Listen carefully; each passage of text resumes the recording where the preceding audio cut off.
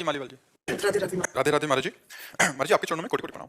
महाराज जी, महाराज जी ये कह रहे हैं, एक सांसद हैं महाराज जी, कह रहे हैं इनका प्रश्न है कि बुरे समय में कैसे मन को मजबूत किया जाए और अच्छे वक्त में कैसे मन में अहंकार ना आए, इसके लिए मार्गदर्शन चाहते हैं। जब अच्छे अनुकूलता, सम्मान, प्रतिष्ठा ये मिलने लगे तो भगवान का दुलार समझे कि भगवान बड़े दयालु हैं, हम पर दया करके अनुकूलता दे दी और अहंकार ना करें। किसका प्रश्न है? हाँ, जब हमें अनुकूलता मिले, सम्मान मिले, प्रतिष्ठा मिले तो मुझे समझना चाहिए भगवान हमें दुलार कर रहे हैं, बड़े दयालु हैं। रीझ गए, रीझ कर हमें अनुकूलता, सम्मान, प्रतिष्ठा दे रहे हैं, तो हमें अहंकार नहीं करना चाहिए क्योंकि भगवान ने दिया है।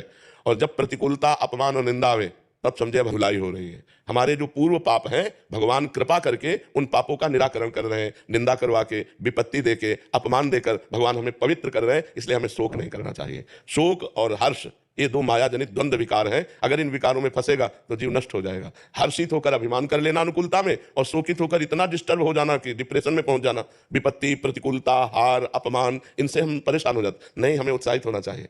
मेरा जो अपवित्र कर्म पूर्व का है उसकी धुलाई हो रही है।